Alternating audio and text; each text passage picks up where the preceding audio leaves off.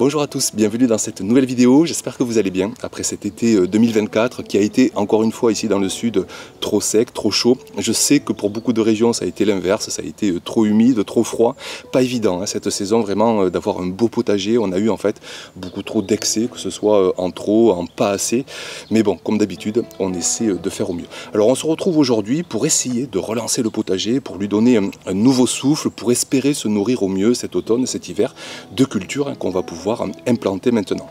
Alors vous voyez tout ce que j'ai sous les yeux, je suis allé me dépanner chez un petit producteur juste à côté de chez moi et on va voir vraiment une belle diversité de cultures qu'on va pouvoir implanter ces jours-ci, fin août, début septembre. On a encore plusieurs semaines à la fois de température suffisante, on est encore loin de l'hiver, et puis une lumière elle aussi qui va être suffisante, les jours sont encore assez longs. Alors hors de question bien sûr de planter, de semer des cultures d'été qui demandent trop de chaleur, trop de lumière maintenant, mais on va pouvoir implanter des cultures de mi-saison qu'on va voir ensemble. Donc je vais vous les montrer rapidement une par une pour espérer donc se nourrir au mieux de son potager cet automne et cet hiver.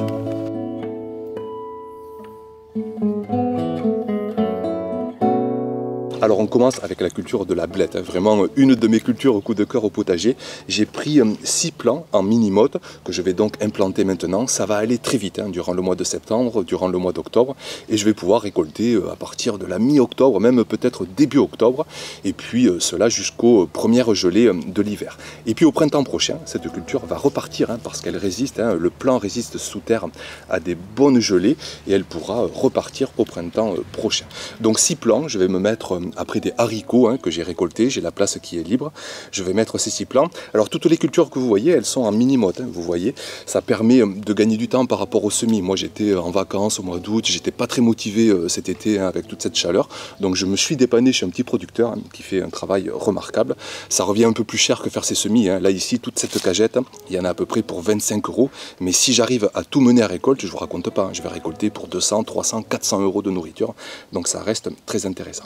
Donc, première culture qu'on peut très bien faire à cette fin août, début septembre, les blettes à partir de mini-plants. Sous les climats les plus froids, éventuellement vous mettez sous serre, mais sous la majorité des climats tempérés, climats doux, vous pouvez largement les implanter cette fin août et on récoltera mi-octobre, fin octobre, tout le mois de novembre jusqu'aux premières grosses gelées.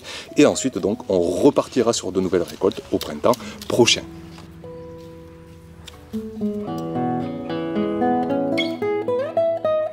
Ensuite, les betteraves. Alors c'est intéressant vraiment de les avoir en mini-motte parce que ça commence à être trop tard de les faire à partir du semis. Il faut quand même 7, 8, 9 semaines de belle douceur pour arriver à de belles betteraves. Donc vraiment, je vous conseille de vous dépanner chez des petits producteurs, dans des jardineries. Vous devriez trouver des betteraves en mini-motte. Alors vous savez que les betteraves, enfin peut-être que vous ne savez pas, mais je vous le dis, on sème des glomérules et chaque glomérule va donner 2-3 petits plants de betteraves. Donc soit vous pouvez les séparer au moment de la plantation et ça vous fera 3 grosses betteraves, par exemple ici j'ai 3 petits plants, soit vous pouvez les laisser ensemble, c'est-à-dire qu'on ne va pas démarier, on va laisser les 3 petits plants ensemble, vous espacez dans ce cas-là un petit peu plus les mottes, de 20-30 cm, et comme ça vous aurez 3 grosses betteraves qui vont pouvoir avoir la place de se développer. Donc moi je vais planter ça, là j'ai un plant de courgettes qui arrive, qui n'en peut plus, donc je vais me mettre après ce plant de courgettes, et là aussi, donc j'espère avoir de belles betteraves cet automne, et puis même ce plein hiver, les betteraves en terre résistent à de belles petites gelées.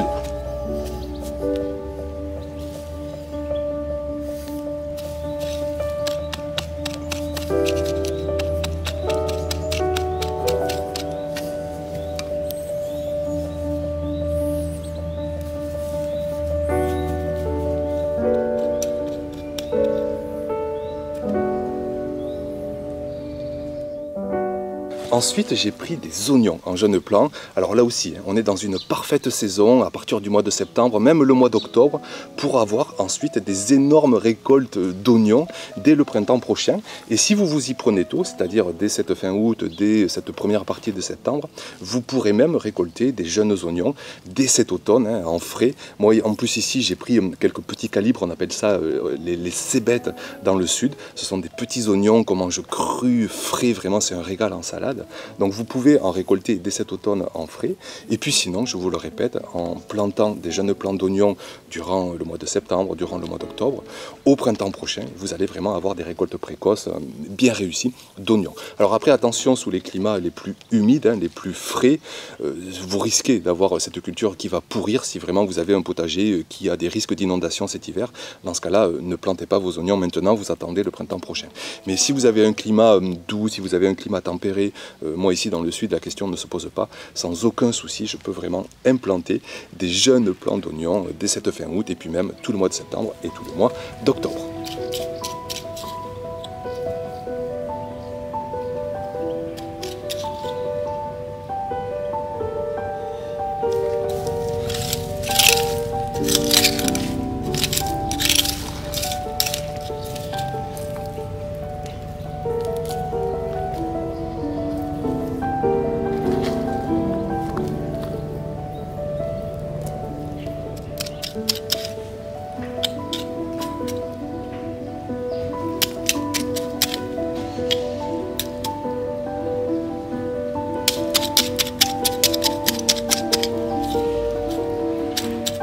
Ensuite, on passe aux épinards.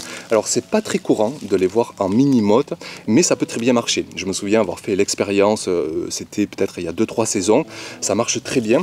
On sème 2-3 graines par mini-motte, et puis on va donc planter ces mini-mottes tous les 10-15 cm, que chaque plant, que chaque 3 plants d'épinards ait bien la place de produire de grandes feuilles. Alors ici, dans le sud, je m'y prends presque trop tôt. Il va falloir vraiment que je les mette à mi-ombre, que j'arrose conséquemment si jamais ça manque d'humidité, parce que vraiment, la première clé de réussite des épinards, c'est d'avoir une atmosphère qui est vraiment humide et une température qui n'est pas trop chaude. Si on est au-dessus des 30 degrés, rapidement, ils vont se mettre en mode survie, ils ne vont pas trop pousser.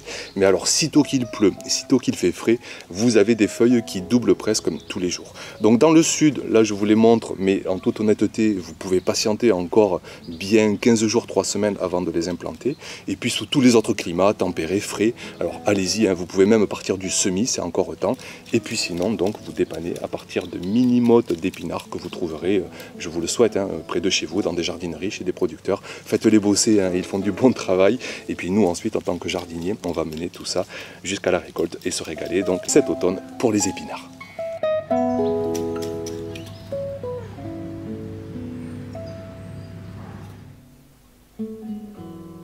À côté des épinards, on passe à la mâche. Là aussi, je l'ai trouvé en mini-motte. Alors la mâche, c'est vraiment la belle saison pour la faire. Alors on va là aussi attendre sous les climats les plus chauds. N'hésitez pas à attendre mi-septembre, voire même fin septembre, parce qu'elle déteste avoir chaud et surtout elle déteste être trop sec. Donc vous inondez si besoin la parcelle où vous allez l'implanter. Là, donc c'est une technique, je vous l'ai dit, de mini-motte. Il y a 2, 3, 4 graines par motte. Et on va donc espacer nos mottes de 10, 15 cm pour avoir de belles récoltes de mâche cet automne et même cet hiver. C'est assez résistant. Alors nous, la mâche, on s'en régale. Après, j'aime bien la mélanger avec l'autre culture que je vais vous montrer. Ça va être bien sûr tout ce qui est les laitues, des tonnes de variétés. On peut même mettre les scaroles à cette saison. Je vous montre là quelques mini-mottes pour vous donner exemple. Donc là j'en ai pris des dizaines. Je vais vraiment, sitôt que j'ai une place qui se libère, une fin de culture de courgettes, de concombres, de haricots, les premiers plants de tomates, hop, j'envahis au fur et à mesure avec des plants de laitue. On peut couper une bonne partie du feuillage pour favoriser l'enracinement, que l'eau aille vraiment aux racines plutôt qu'aux grosses feuilles.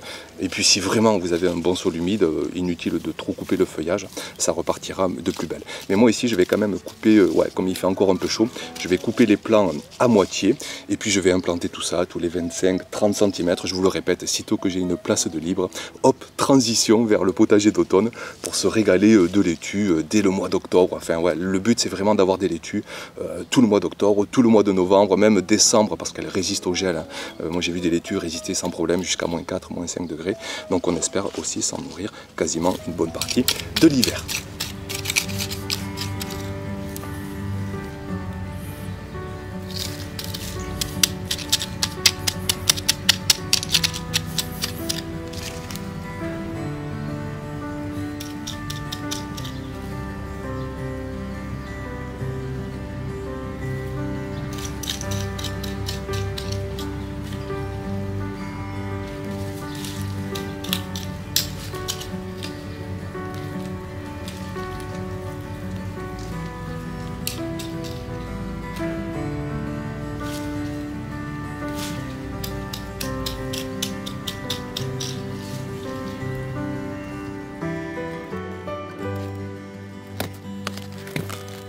Alors ensuite, après les laitues, les blettes, les betteraves, les épinards, la mâche, on va passer aux choux. Vous voyez ici des beaux plants, toujours en mini-motte. J'en ai pas pris beaucoup parce que ça prend énormément de place. Et puis moi j'ai déjà fait beaucoup de choux cette saison, je vous l'ai montré. Je les démarre dès le mois de février en semis et j'arrive à les récolter début d'été. Et là j'en ai énormément, notamment au congélateur. Donc là je vais quand même en replanter 5 ou 6, ce sont des choux-fleurs. Par contre, il commence vraiment à être un peu tard de planter maintenant pour espérer récolter cette année. Là, ça va être des choux qu'on va récolter au printemps prochain. Ils vont reprendre leur croissance, ils vont paumer à partir de mars, avril, et on va avoir des énormes choux-fleurs pour le printemps prochain. Et ensuite, donc, j'en ferai en semis début de printemps prochain pour l'été. On peut en faire aussi en semis en fin de printemps pour récolter en arrière-saison. Donc, vraiment, les choux, c'est presque toute l'année à semer et planter pour récolter toute l'année. Donc là, je vous donne l'exemple de plantation de choux que vous pouvez faire cette fin août, septembre, voire même octobre, mais vraiment pour des récoltes de choux l'année prochaine. Alors les choux-fleurs, attention, ça résiste au gel, mais vraiment sous les climats doux. Et sous les climats frais, dirigez-vous plutôt vers les choux de Bruxelles, les choux romanesco, les choux de Milan, qui sont vraiment des champions de l'hiver et que vous pourrez récolter sans souci, alors au plus tôt durant cet hiver, mais surtout, je vous le répète, pour le printemps prochain.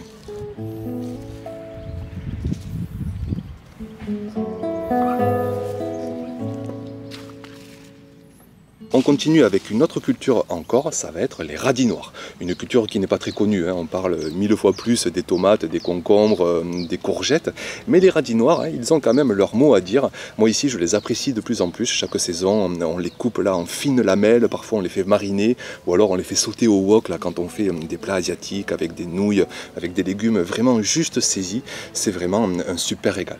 Donc pour avoir des radis noirs cet automne, cet hiver, il faut les semer durant l'été, ou on peut donc les planter en mini-motte en fin d'été, fin août, mois de septembre, pour donc les récolter cet automne et cet hiver.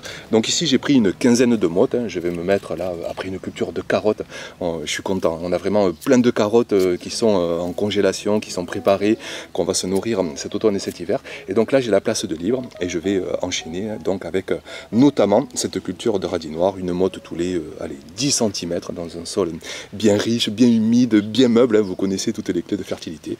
Et donc de nouveaux espoirs, encore de belles récoltes pour cet automne et cet hiver.